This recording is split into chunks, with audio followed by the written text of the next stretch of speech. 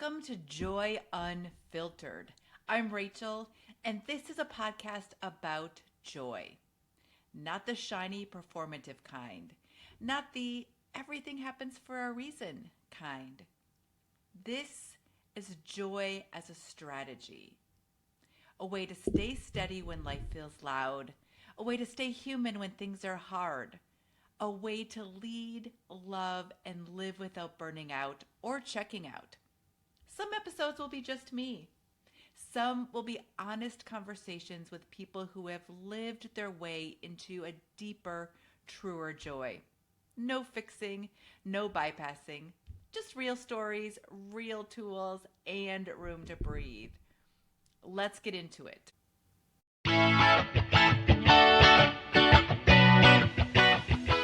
Well, welcome to or welcome back to Joy Unfiltered. I am Rachel, your host, and we have another amazing guest with us today. So I am just going to jump right in, get him introduced so you can listen a little bit more to him than to me today. And if you're watching, I do have to put my glasses on so I can do this. So I have got Joe Wyrwas here with us today. Joe is a leadership coach, technology executive, and licensed, this scares me to death, skydiver with more than 650 jumps. We will definitely be talking about that today.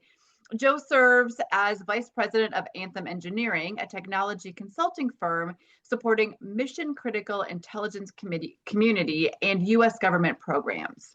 He brings over a decade of experience leading technical teams and has shaped a culture recognized, this is super cool, on Fortune's Best Small Workplace list 3 years running. He was number 80 in 2023, 32 in 24, and 29 in 2025. Joe is also the founder of Wiser with Joe, where he coaches leaders and teams to think clearly and act decisively in complex environments. Joe blends practical leadership frameworks with real-world experience and personal storytelling, helping leaders navigate fear, uncertainty, and responsibility without losing momentum. His work sits at the intersection of leadership, technology, and human performance under pressure. So welcome, Joe, to Joy Unfiltered. Thanks for having me, Rachel. So excited to be here with you today. Yeah, and we were just chatting before, not about skydiving yet, because we will get into that, but we were talking before. You are in Baltimore, is that correct? I am, yep. Awesome. And is that were you born and raised in Baltimore, or is that a new space for you? Yeah, I grew up about 30 minutes south. My dad's retired Army, and he was stationed at Fort Meade, which is in Maryland. So born and raised and lived here my whole life. Lovely, lovely. So I always like to know just a little bit more about my guests. So I'd love for you to share with us a little bit about, so you're from Maryland or Yep. from around that area, but a little bit about like what got you to the place where you are at today. So the story I always start with was I did a 10-day leadership development program the summer after my sophomore year of high school. And those 10 days were foundational to who I am still to this day. It was the first time I got to see myself as someone more than that quiet, shy, smart kid. And it gave me this confidence that I could do so much more. And so that's been the foundation that I've built on and continue to personally grow as well as help others grow through both my leadership work as well as the coaching and just every walk of life. In any type of conversation I'm in, I always say, "Hey, let's see where we can go with this." I love that. So when you were a sophomore in high school, Yep, that's yep. awesome. And so, and I think that I read in your bio, of course I didn't write that down, but I think I read in your bio that do you still then coach high school kids? Has that had that much of an impact on you that you are, one of the things that you do is you volunteer with is it with the same program that you went through? So it is a different program that I volunteer with. The one I volunteer with is called Hobie Youth Leadership. It's both at the state and national level. And I had a friend that was a participant herself. And 13 years ago now, she was like, "Hey, we need volunteers. Would you be willing to give up a couple days of work and come lead a small group of high school students?" And absolutely fell in love with the program. As I mentioned, 13 years later, still volunteering. And funny enough, actually, tomorrow afternoon, I head up to the university we're hosting our program, and I'll be there up there for 4.5 days this weekend to run our next this year's program.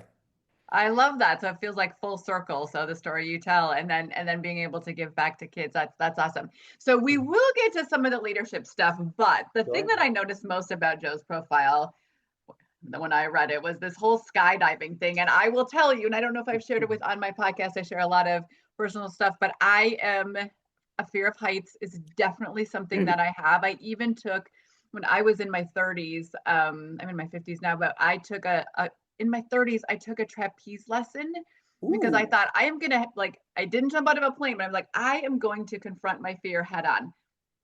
Didn't work. I did do Mm. it. I did do it. There were lots of tears and I did do it. And I've got the pictures to show.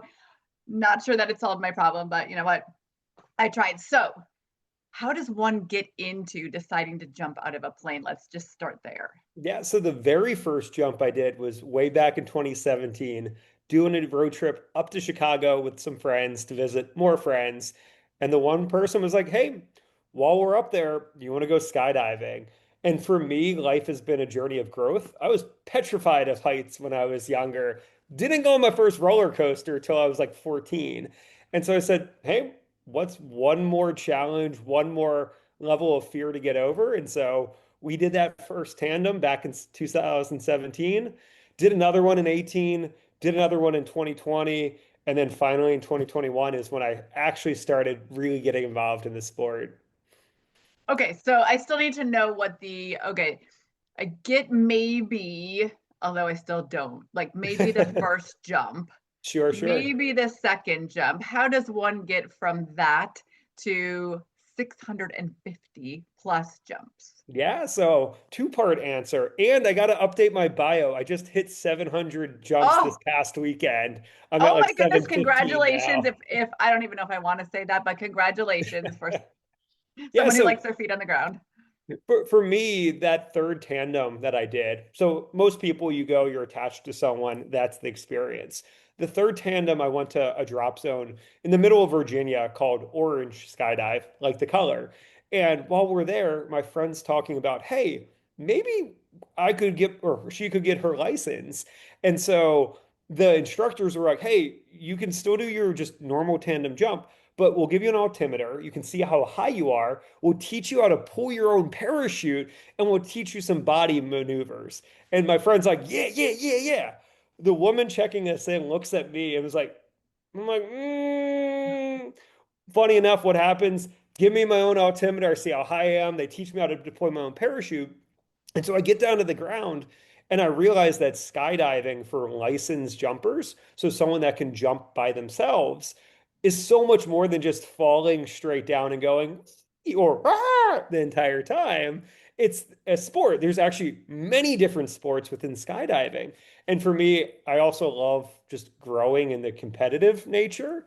And so I said, hey, why not? And so what you do, very quick story, you do 25 jumps with coaches and instructors, and they teach you the fundamental basic skills to first save your life while you're falling through the sky. And then the second half is to be a licensed skydiver, to fly around, be with other people, not attached, but in the air with each other. And so you progress through. And then after 25 jumps, if you got the skills, they say, now go do whatever you want. So so you're a licensed, so you can jump whatever you want. Do you fly tandem with newbies or Yeah, do you just jump by yourself? great question. Just by myself. So if you want to become a tandem instructor, that's a whole nother set of skills. And so you have to have a minimum of 500 jumps. You have to go through a whole long, week-long certification process. For me, I enjoy hanging out with friends in the air, not attached to someone. So I don't really ever plan to become a tandem instructor. But yeah, it's kind of a whole nother level, another ball game to get into.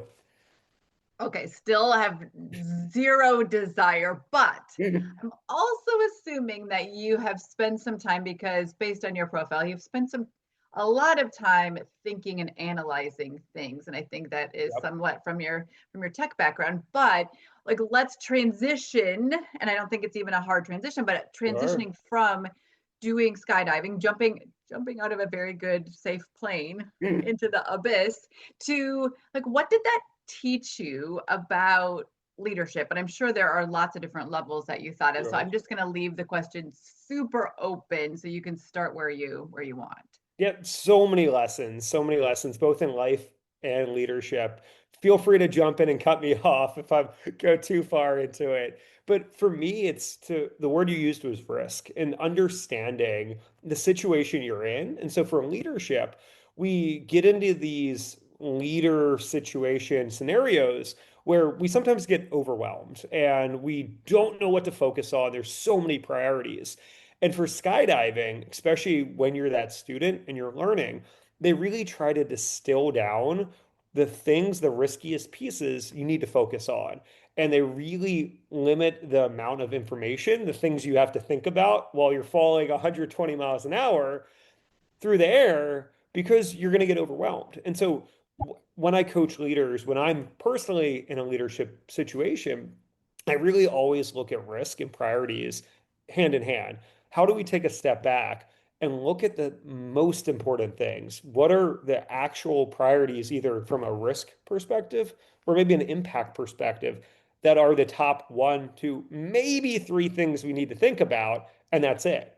When we start making 7, 8, 9, 10, 20 things, we're going to get overwhelmed. We don't know how to prioritize. And for skydiving as a student, your number one priority is pull your parachute. Second priority, pull your parachute on time. Third priority, pull your parachute on time while you're stable. And so, what's the priority through all three of those? Pull the parachute. And so for a leader, for me particularly, my number one priority always is my people. Are they feeling supported?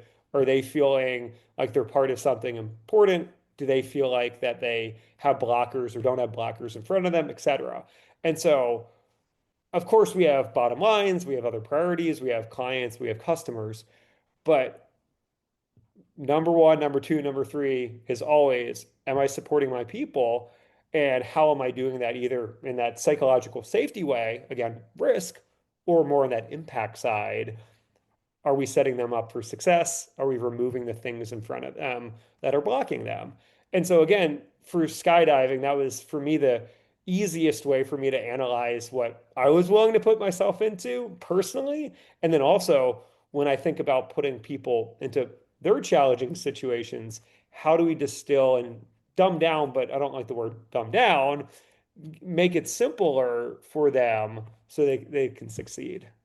Well, a couple of things that you said, and I talk about this joy-led leadership. And one of the first things which seems very antithetical to skydiving is regulating your nervous system, right? So my nervous system is, I'm even sitting on a chair in my home and my heart starts having palpitations thinking about skydiving or thinking about jumping out of a plane. But talking about regulating your nervous system, and it does Sure. seem like that is something also that goes hand in hand with skydiving because you have got to be focused. You probably have to breathe, right? Yep. So that Hmm. you can make those decisions, right? I mean, I don't know if that's even Exactly. something that they talk about, like how do you calm yourself enough so that you don't freak out, right? Yeah, and so we really talk about that on the ground that, hey, look, it's going to be a nerve-wracking situation. How do we center ourselves? What are some ways you do those things already outside of skydiving? And so for me, typically, like I pray on the plane just to like get a nice repetition, and that's the thing that allows me to focus and kind of center myself. And then what you mentioned, breathing. A lot of times we get so in our bodies, and it's just take a couple slow, nice, calm, deep breaths. And that's what normally when I'm coaching a student in skydiving, it's, hey, look, we're gonna have fun. Let's just chill for a minute. Let's not worry about anything. Let's smile. Let's focus on just the enjoyment and center ourselves in whatever way works for you. Yeah, absolutely. Absolutely. Although again, that seems a little antithetical to me. The other piece though that you said, and I think that's so important as leaders, is you talked about creating a safe environment for your people, right? So if you're thinking about creating as you're falling through the air at how many feet a minute or a second you said, creating that own safety for yourself or creating those safety parameters. Yep. I love how you put that then saying that as a leader, we also need to create those safety parameters, like help them block out a little bit all of the surplus I'm losing my word, but all the extra Superfluous. Yep. stuff, that was the word that I was looking for. Sorry, perimenopause here. But all the extra stuff. So you are doing that for yourself as you are skydiving, but then you as a leader are taking that same skill set basically to do for your people.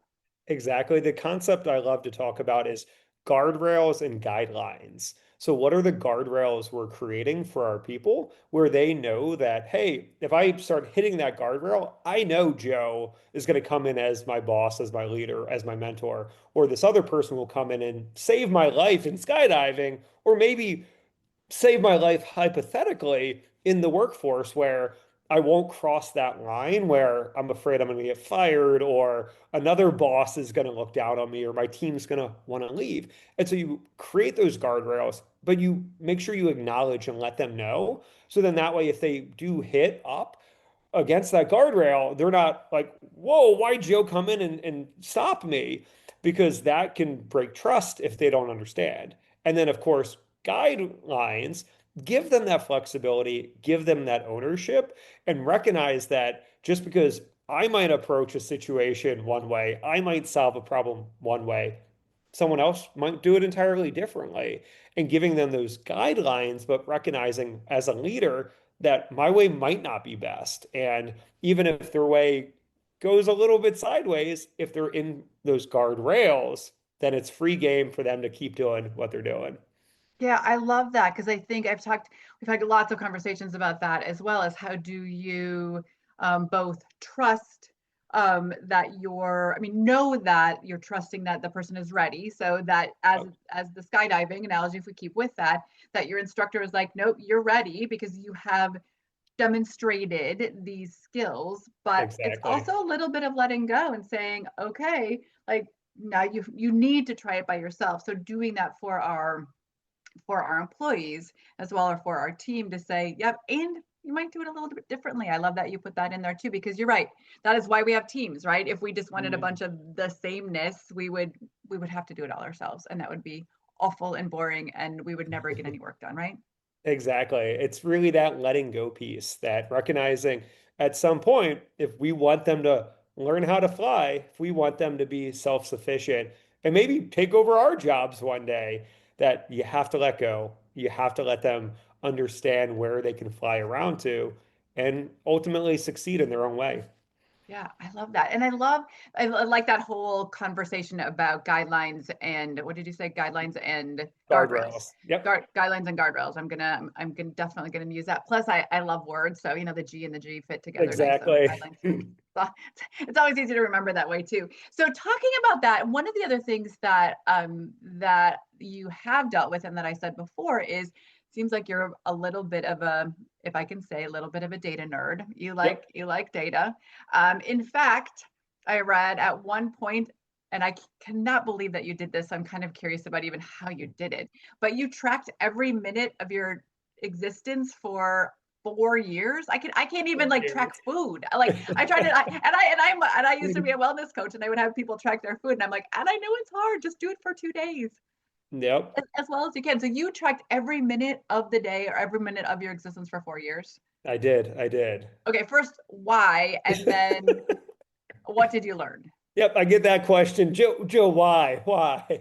So 2020, life slowed down. And for a lot of people, priorities and time and what was on our calendars shifted and changed. Sure. And for me, unfortunately, I filled a lot of that extra time with like useless stuff, like phone games and Tiger King and stuff like that. And so coming out of 2020, I asked myself, what was I doing with all that time and what did I want to do? And I had like ideas, I had general ideas of where my time was going. But as you mentioned, I'm kind of a big data, kind of a nerd. And so I said, well, why don't I track it? And I looked around, didn't really find any apps I liked. So I basically created my own little web application for myself. And I had about 25 of the common things I do on a daily basis or throughout a week or month. Going to work, driving, getting ready, eating, hanging out with friends, skydiving, Instagram, things like that. And what the app let me do was when I context switched, when I was about to do that next thing, I had it always open on my phone, pull it up, click the thing that I was about to do, and just hit submit. And then I gave myself a couple little extra things where if I forgot to track something, I could like make a note and it would add it if I needed to shift some times. And so literally every single time I context switched, I would click that button.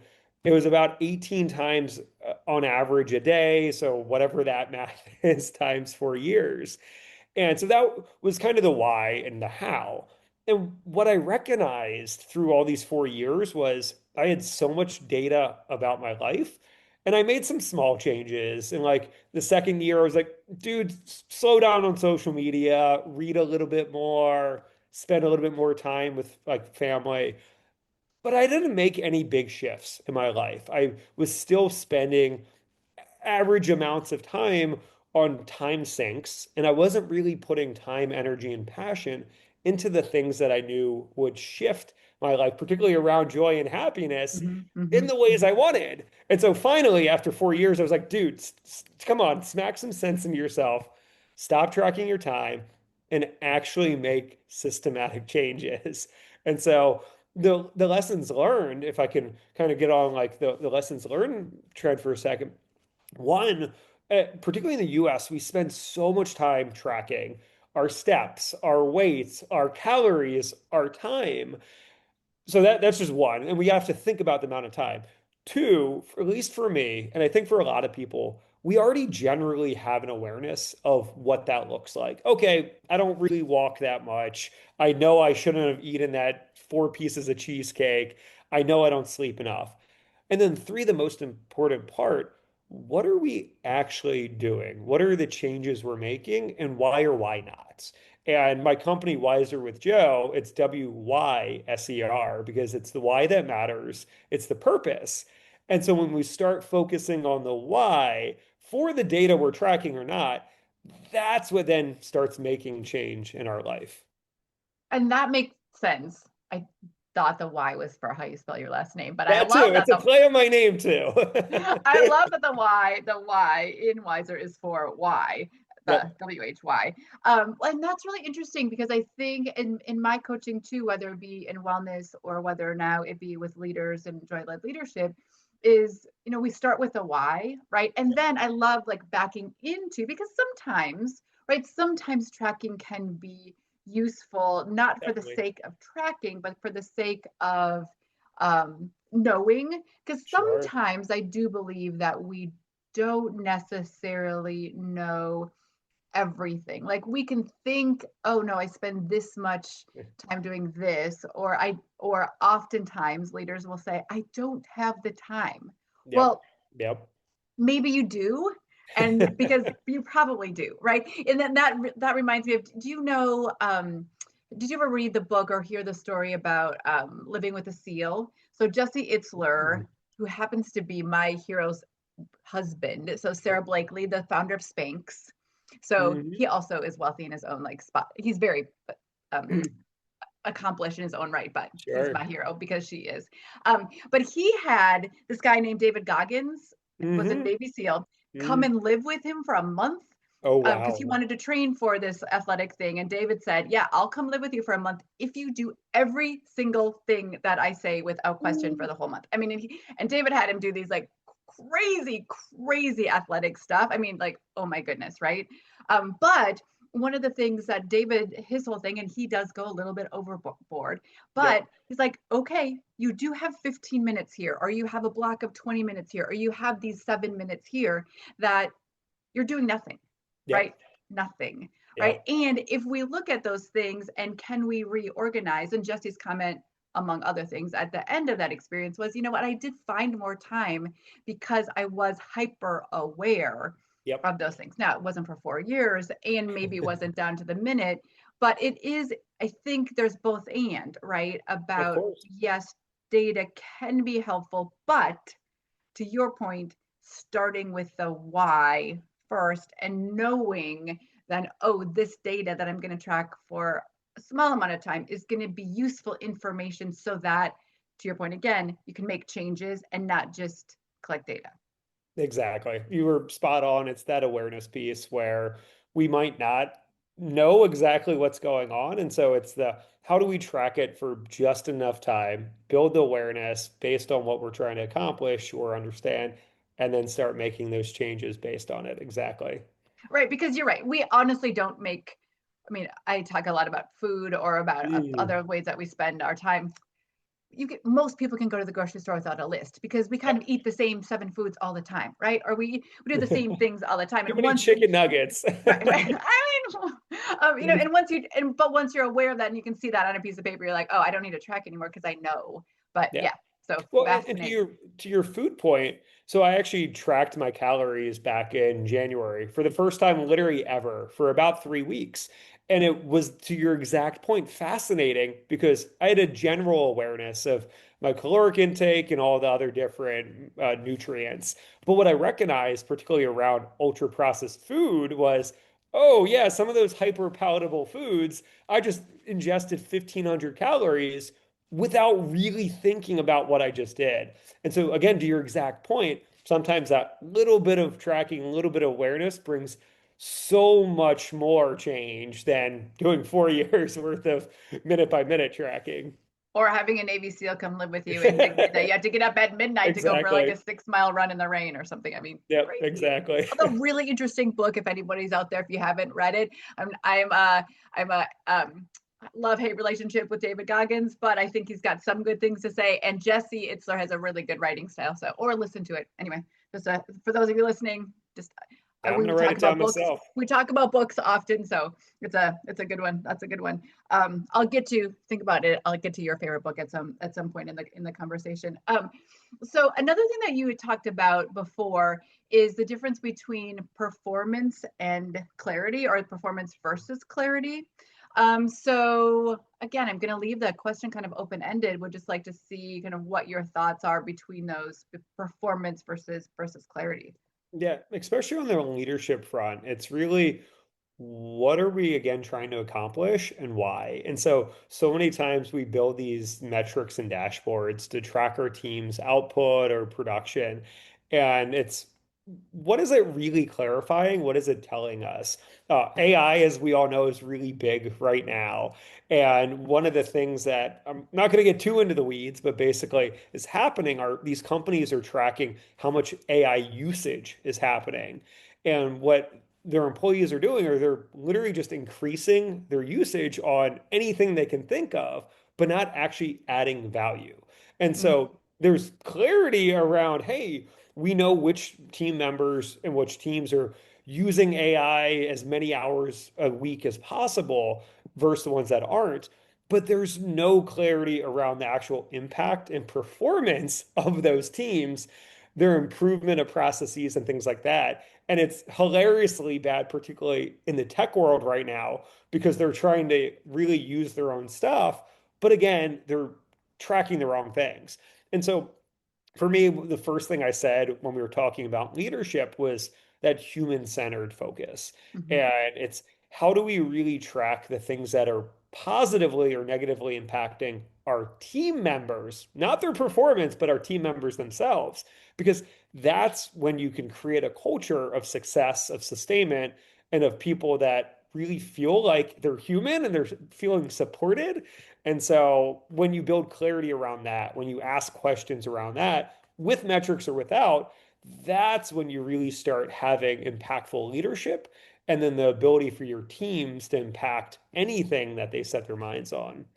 Well, and what a refreshing perspective, Joe, from especially from someone that comes from technology or comes from kind of that world to continue to. So I appreciate that. Continue to bring it back to that human centeredness because I do think, and there is this.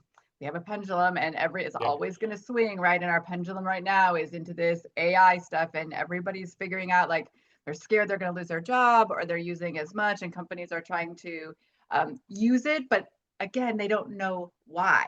Yep. Like AI is again just a tool that we can use, but one, if we don't know why we're using it and if we're just using it to use it, Exactly. then Yep. I mean, what is that? And so I think at some point and I hope that it happens sooner rather than later, that Mm, this pendulum swings back to the middle to say, look, yes, we're using it. Yes, it is really helpful for these purposes, and this is why, but we still need to bring it back to our teams. We exactly. still need to interact and communicate and bring it back there. So if I am, someone who is kind of in the middle of an organization, I don't necessarily have a leadership title, or it doesn't feel like that. Like how do this is kind of going on another trajectory, For but sure. how do I lead? Because we often talk about leaders and we associate in the US for sure leadership with a title, and we just make assumptions. But Yep. I think that we all are leaders. Yep. So how do I, when I'm not feeling necessarily empowered, especially with all this AI stuff that everybody's Sure. talking about, how do I lead?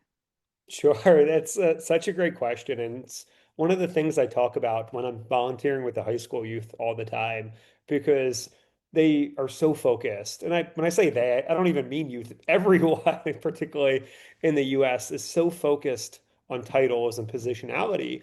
And to your question, you can make an impact, you can make a difference, you can really drive things forward when you recognize that you can do it also without a title. Sure, it's easier when you can say, thou shalt, and you then tell everyone what to do. But sometimes that's actually not even easier because then they're like, this guy doesn't get it. And so for me, it's really one, again, going back to the why. Why are we here? What are we trying to accomplish? And then asking people around you their why. How do you center them on what we're trying to accomplish? So, the work I did in the US federal government space as a government contractor, I might technically have a title as like a team lead, but I have like seven different bosses. I have the boss that runs the contract. I have the boss that is directly in charge of the project in the government. I have their boss. I have bosses that I'm interacting with. And what I recognized early on was, how do I unify them and understand where they're coming from, what their reason for being part of this process and project is, and what they care about. And when you start trying to put yourself in those colloquial other person's shoes, that actually is the number one step. Why are they here and how do I think like them and want to operate with them? Because then you can start serving them. When you serve others, particularly when you don't have a title, they recognize that you're there to add value to them, even if you're not in their org, even if they're across from you, maybe they're even below you. But if you serve others, they trust you. They want to then support you more because they know that you're going to serve them even more. And so the work I would do, I would literally take the time to understand what was going on other teams that would either directly or indirectly impact the work I was doing for my projects. And then I would go to those teams and say, hey, what can my team do to make your job easier for XYZ? What can I do to make your boss happier with you so that way you are guys are aligned? And so asking those questions and then having that service first attitude really starts building, again, that trust layer. And then when the trust starts forming, when you need then some help on your own end, if you're trying to push some work that is a priority for, say, your customer, they then can understand where you're coming from and not say, well, Joe's never helped us out before. And so that's one suggestion I always give is really serve others, and then they'll want to help serve you down the line. Oh, what a great example. So, what I heard is one, I mean, the ultimate why then is to Mm, build trust, exactly. right? And not in a transactional way, or not in I'm doing this so that I can get something else, but really in an authentic way, Yep. and a way to do that, or actually an action step to do that, is just to ask good questions. Is to Yep. go in and ask, like actually ask questions.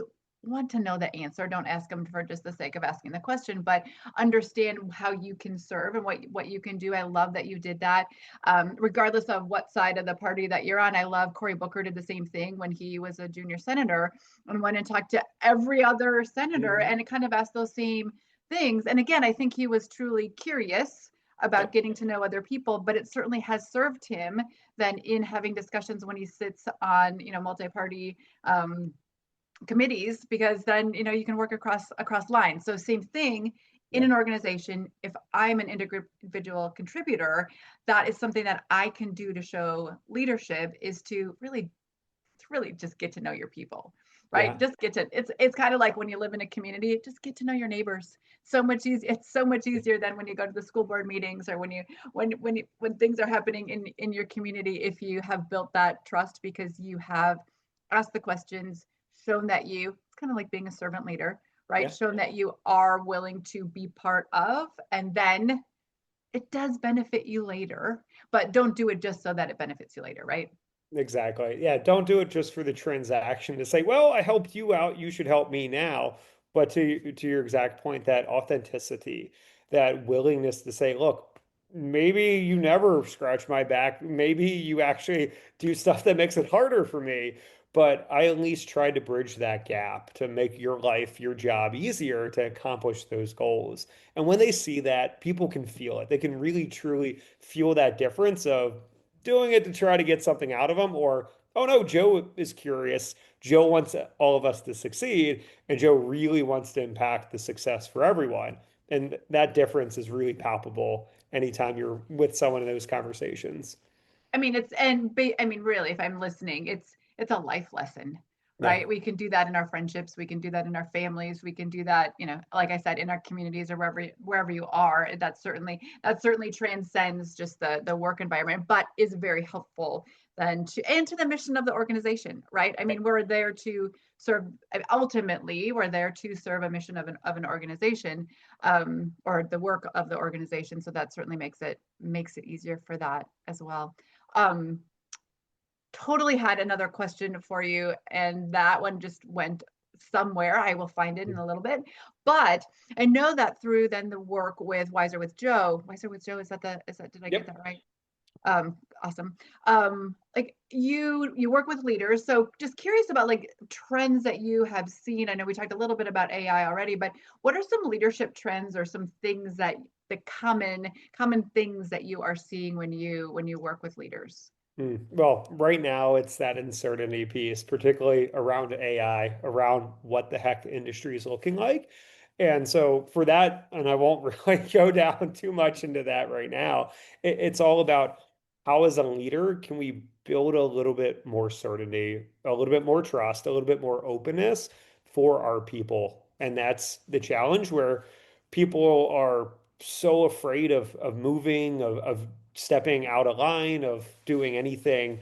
And when they live in that fear, you're going to notice that across the board in productivity and just mental health and how people show up daily. And so right now, that's the biggest one of how are we understanding that certainty for our company, for our people, even if like our company's great and we have no intention of like kicking anyone out, there's still that unknown there. And so really focusing and creating again that openness right now is number one.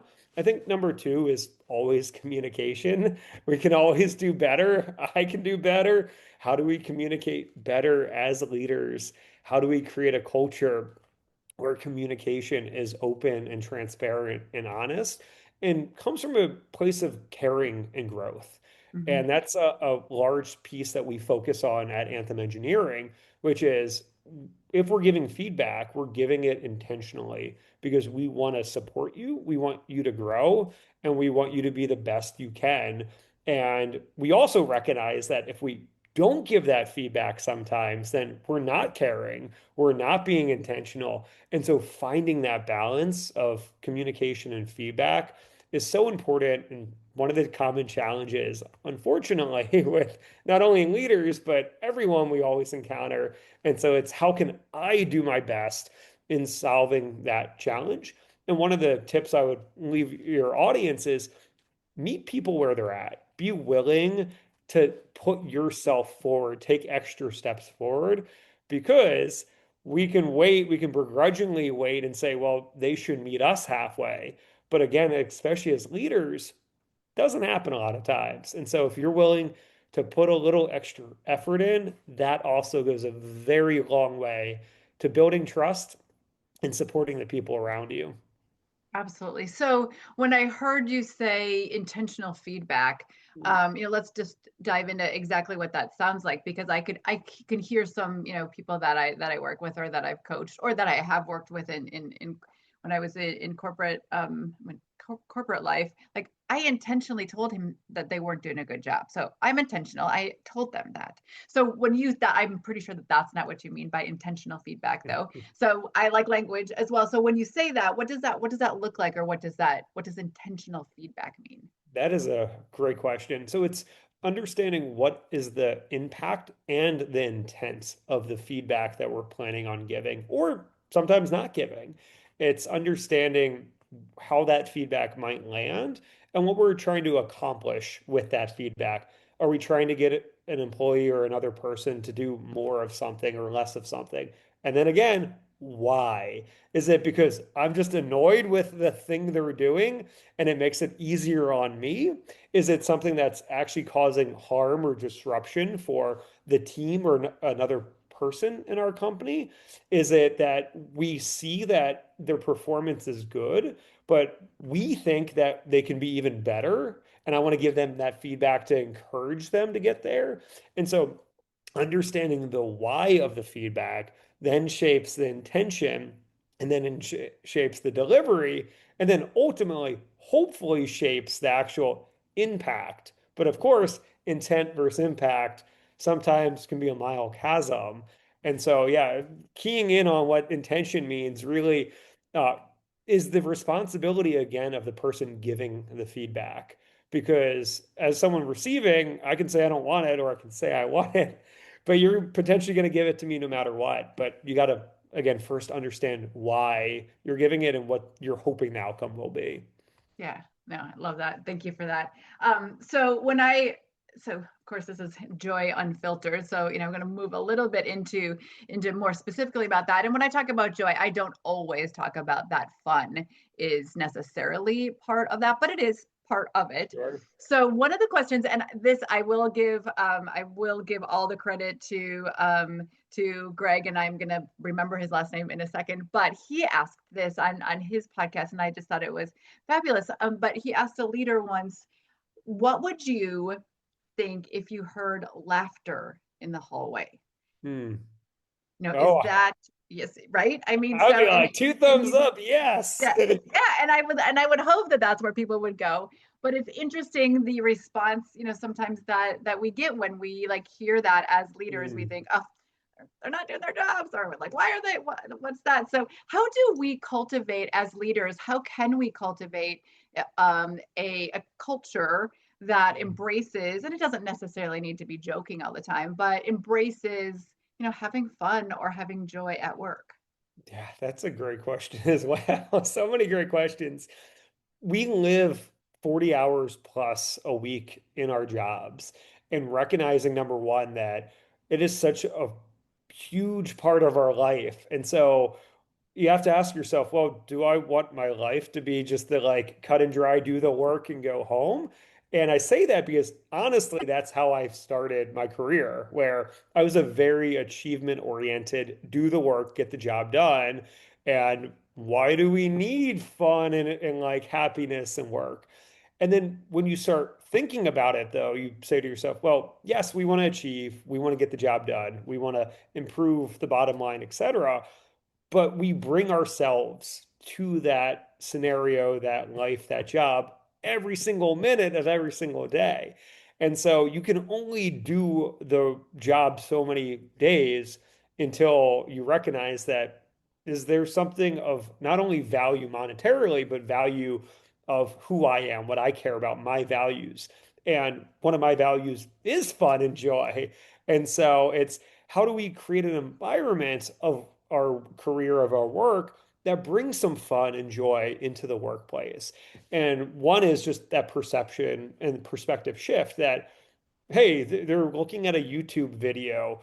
Well, I could either think, well, they're not doing their job right now, and why not? Or, oh, cool, they're bonding over something of shared interest, which is going to make their connection as coworkers stronger, and then they're going to work better together. And so, number one, as a leader, as a company owner, what is your perspective on a scenario like that?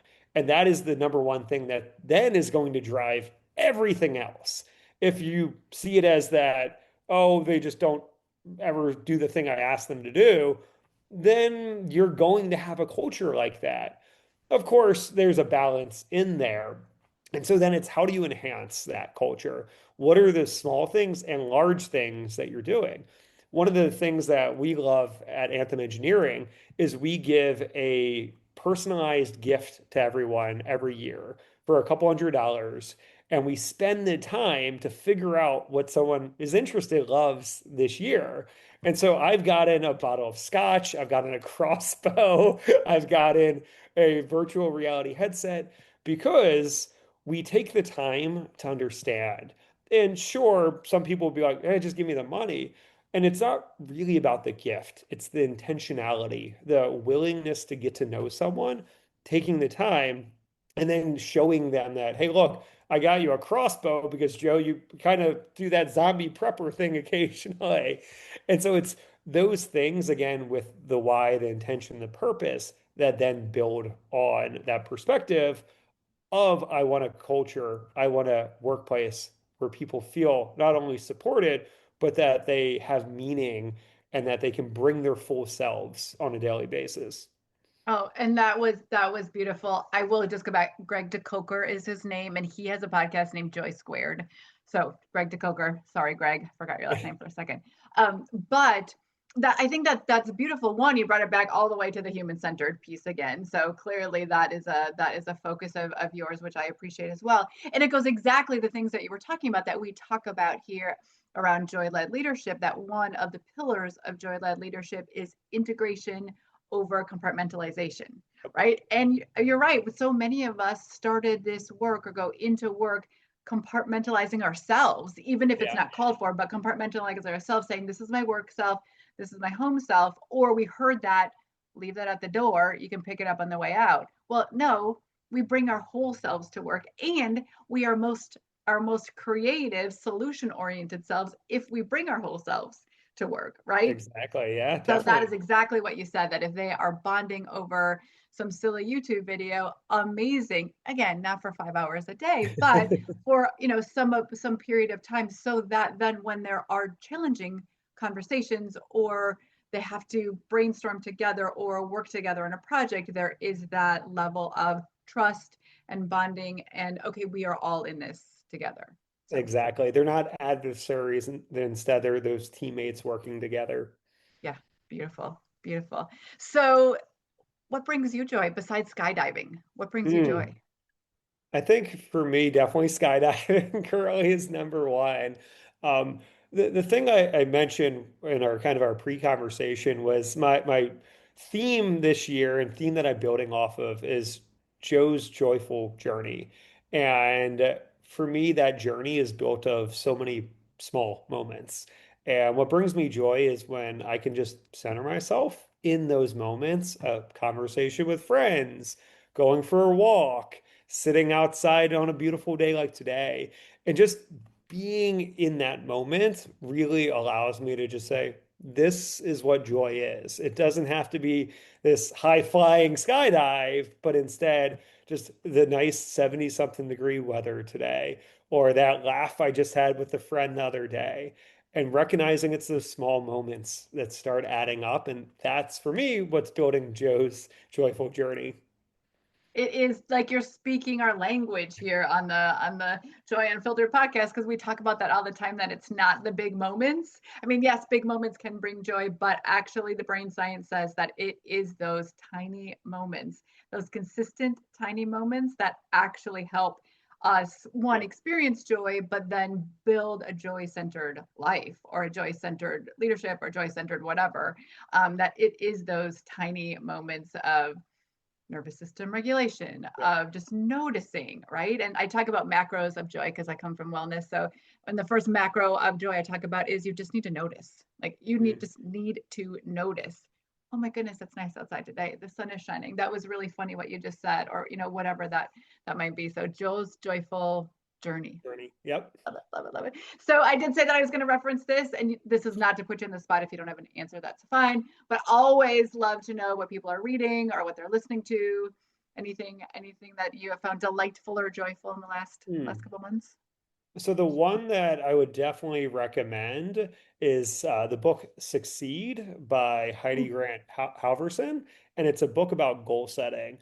Not quite like a joyful book, but I really loved the book because it gave me a lot of cool, easy ways to frame goals, like promotion versus prevention goals or growth mindset goals.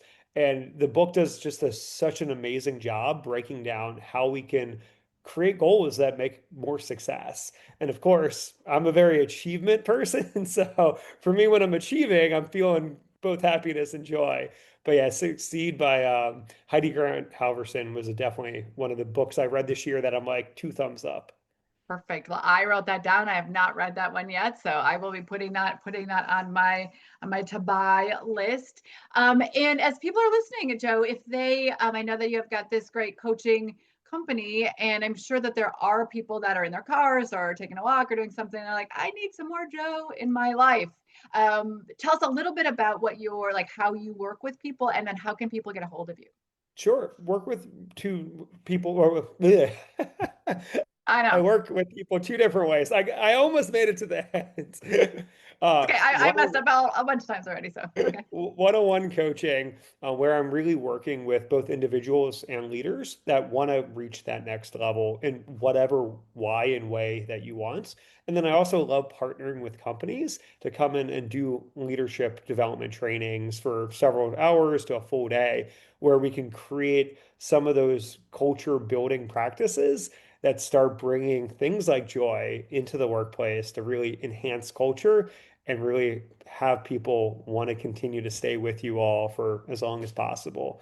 And then to find me, the easiest is find me on LinkedIn, connect with me there. I post leadership content several days a week. I love to really dive deep into different topics. And if you do connect with me, DM me the word joy. So I know you found me through this podcast, and then I'll definitely find a way to give you something special because you found me through the podcast. That's awesome. And we love surprises and presents here on the Joy Unfiltered podcast. So that is great. Well, I have had such a delightful time chatting with you. I'm not sure if there's anything else that Joe that you want to leave the listeners with today. Sure. The thing I said before, and I've said it many times, it's start with your why. The why is the number one thing that centers all of us. And for me, when I start building off that why, that allows me to find joy. And so, challenge you, encourage you all to figure out and start and always focus on your why. Focus on your why. Connect with Joe for sure on LinkedIn. DM him joy, just the word joy, even, Yep. and we'll see what kind of delights will come your way. That's amazing. I love that. Well, I just want to thank you, Joe. I think God gives us all amazing gifts, and one is just the gift of time. And so, thank you for spending some of your day with us. So I definitely appreciate that. I know the listeners will as well. But also just really appreciate the gift that you have of um, thinking about people's whys, really focusing on people first, even through the heart center or the servant centered leadership and all of the ways in which the conversation always came back to people.